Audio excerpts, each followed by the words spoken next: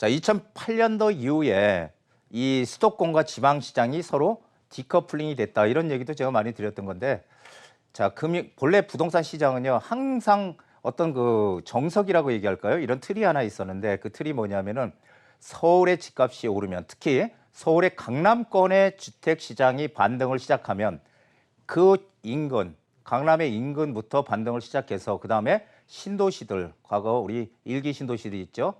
이런 신도시들, 그 다음에 지방까지 가는 이런 이제 그 커플링, 동조화 현상을 보였다면 2008년도 이후에 이 수도권과 지방으로 시장이 나눠지기 시작합니다. 그래서 지방 시장은 많이 오르고요. 2008년도 이후에 이 수도권, 서울과 경기권을 보통 우리가 수도권이라고 얘기하는데 수도권 시장은 떨어지는 이런 이제 디커플링 시장으로 바뀌었다는 것입니다. 그 이유는 뭘까 하고 곰곰이 생각을 해봤는데요. 그 이유가 뭐 여러 가지가 있을 수 있어요. 하지만 가장 핵심 뭐냐면은 지금 현재 보면은요, 왜 자꾸 지방시장 가격이 떨어지고 이 수도권들은 가격이 오를까? 그래서 디커플링이 왜 점점 심해질까? 이런 얘기들 하시는 분들 계시거든요. 자, 그런 이유는 뭐냐면요, MB 정부와 박근혜 정부 때는요, 제가 지난번에 이제 보금자리 주택 얘기도 드렸었는데, 이 서울의 집값을 누르기 위한, 이제 그때는 뭐 공급 물량도 많이 규제도 다 풀고 했던 시절이죠. 그러다 보니까 오히려 이 서울의 집값, 수도권의 집값 상승보다 이 지방 집값 상승률이 높았다는 것입니다. 이때는 이렇게 되니까 지방 집값이 더 오히려 강세를 보이니까 건설사들은 어떻게 해요?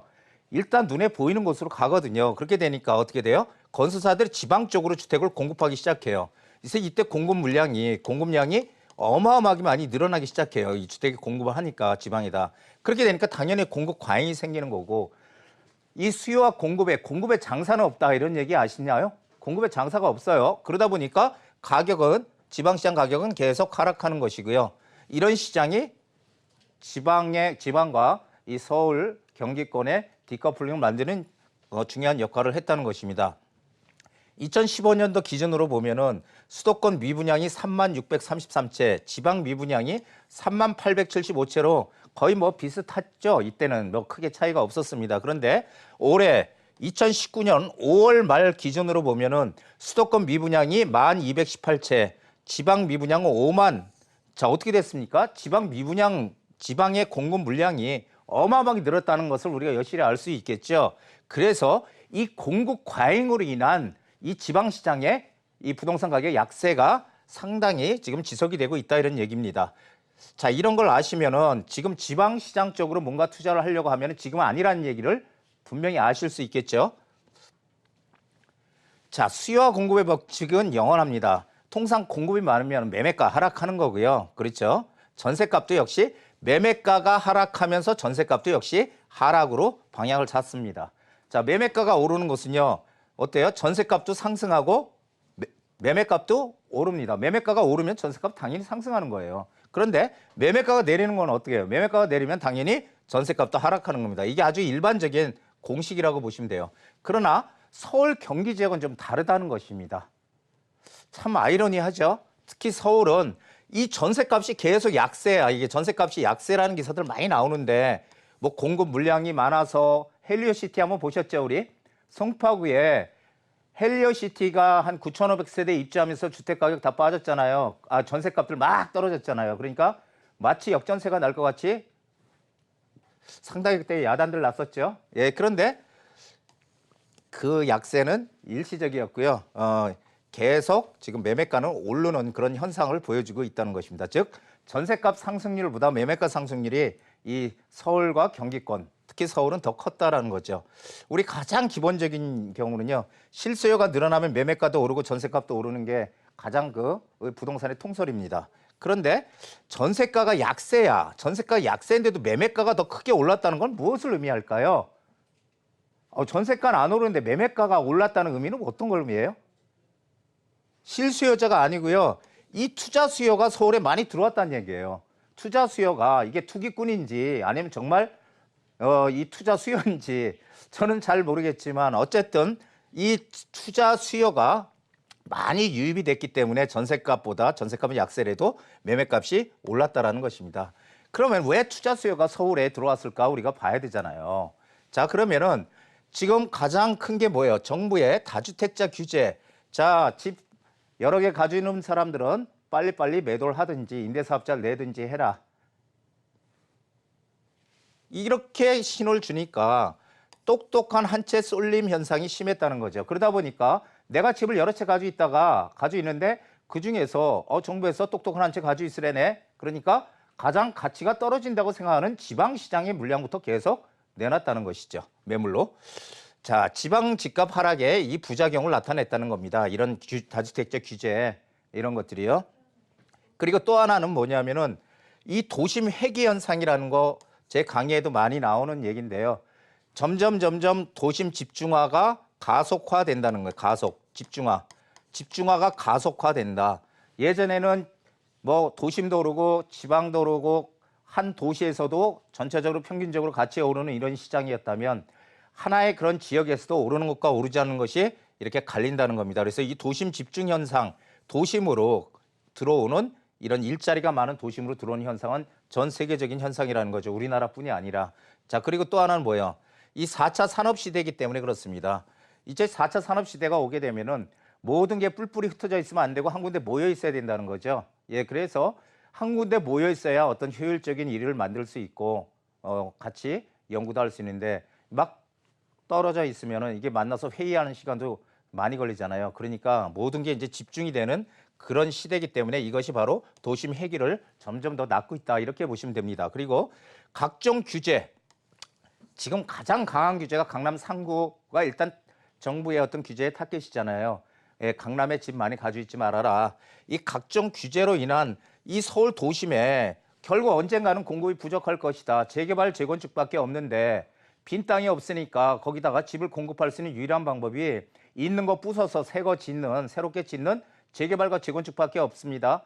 자, 재개발과 재건축밖에 없는데 그것을 규제를 하게 되면은 공급 부족이 결국은 생길 것이다라는 것을 사람들이 인식을 한다는 거죠. 그렇기 때문에 이 도심 쪽으로 점점 사람들이 유입이 되고 있다 이런 얘기입니다. 향후 지역 간의 격차 어떻게 될까? 그렇다면은 모든 정부의 가장 첫 번째 원칙이 균형 발전입니다. 예, 도심도 발전하고 저 외곽에 있는 지방도 발전하고 같이 골고루 발전하면 얼마나 좋겠습니까만 이 균형 발전이 과연 될 것이냐라는 건데요. 규제 일본도의 정책이 이게 지속된다면요. 계속 규제 짓지 마. 공급 안 해. 이렇게 규제가 계속 된다면 어떻게 될까요? 공급이 절대적인 부족으로 인해서 서울 전역에, 서울 전 지역, 서울의 모든 지역, 투자 가치가 있든 없든 모든 지역의 집값이 올라갈 수 있는 가능성이 크다라는 게 제 판단입니다. 그런데 반대로요. 현재 이 규제 일변도 정책을 전환을 해서 규제 완화로 바꾼다면 규제들 풀어주고요. 완화로 바꾼다면 이때는 비로소 오르는 것과 오르지 않는 곳에 이 차별화가 본격화된다는 겁니다. 차별화가 본격화. 즉 지역적으로도 어떤 지역은 오르고요. 한 지역에서 어떤 구역은 안 오르고 하는 이런 지역적인 격차가 점점 더 커질 수밖에 없다는 게 제 생각입니다. 자, 그렇다면 저는 지금 그렇습니다. 시장의 흐름에 몸을 맡겨라. 이런 얘기를 드리는데 이게 어떤 얘기냐면요. 이 전문가들의 시장 전망 믿지 마시라는 거예요. 저도 시장 전망을 하지만 전문가들의 시장 전망이 중요한 게 아니고 현실을 보라는 거죠. 현실에서 과연 지금 시장이 어떻게 돌아가고 있냐. 이게 중요하다는 것입니다. 눈에 보이는 시장, 지금 현재 가격이 오르고 있는지 떨어지고 있는지 이런 것들을 직접 판단하시라는 거죠. 전문가들 말을 믿지 말고. 예, 그래서 차별화가 커질 수 있는 지역에 들어가라는 게 제가 늘 말씀드렸던 거죠. 차별화, 뭔가 우리 동네는 다른 동네랑 좀 뭔가 틀려. 뭔가가 달라. 이런 지역에 들어가라는 겁니다. 이 차별화가 생기는 지역, 커질 지역. 차별화가 커진다는 거는 거기에 어떤 호재가 들어온다는 얘기거든요. 내가 살고 있던 내가 투자한 지역에 호재가 들어오는 곳에 있어야 되는데 이 호재의 크기가 이익의 크기다 이런 얘기를 제가 많이 드리잖아요. 어마어마한 호재가 들어왔다 그러면은 그 호재의 영향이 바로 옆에 크게 미칠 거 아니에요. 그러면은 우리의 집도 내가 가지고 투자한 것도 많이 오를 거고요. 호재의 크기가 작으면 작게 오를 것입니다. 작게 영향을 미칠 거니까. 너무도 당연한 얘기인데 이익이 극대화될 곳이 어딘가 이것을 우리는 잘 생각해 봐야 됩니다. 지금 나중에 어디가 개발이 돼서 이익이 많이 날 것이다가 중요한 게 아니고 그런 것들이 조만간 발표가 돼서 발표가 되면은 일단은 심리적으로 사람들은 가격이 오를 거라고 하기 때문에 투자를 하거든요. 그러면은 가격이 이미 발표하면 올라가 있죠, 항상. 다 지어진 다음에 어디가 개발이 된 다음에 오르는 게 아니라 그래서 이런 호재의 크기가 이익의 크기, 그러니까 이익이 크게 생길 곳, 생긴 곳이 아니고요. 생길 곳으로 들어가야 된다는 걸 꼭 생각을 해주시기 바랍니다. 그래서 그래야 이익이 극대화가 될 수 있다는 얘기를 드리는 겁니다. 자, 제가 이 말을 누가 했는지 한번 찾아봤는데요. 이 누가 했는지 아무도 나오질 않아. 제가 한 얘기 같기도 하고. 근데 기회는 반드시 옵니다. 암울한 상황이고 정말 위기가 닥친다고 하더라도 기회는 반드시 옵니다. 그러나 자주 오지 않습니다. 기회가 올 때 잡을 수 있는 그런 능력을 가지는 사람과 기회가 왔는지 갔는지도 모르는 분들하고는 이게 내 재산 증식에 커다란 차이를 만들 수 있다는 것입니다. 그래서 지나고 나서 이렇게 후회하는 게 아니고요. 지금 기회가 오기를 기다려서 기회를 잡아서 확실한 기회를 잡아야 된다는 겁니다. 그래서 이렇게 해야 투자를 했을 때 이익을 극대화시킬 수 있는 현명한 투자자가 될 수 있다는 것을 저는 꼭 이 자리를 빌어서 말씀드리고 싶습니다. 자, 오늘 여기까지 강의입니다.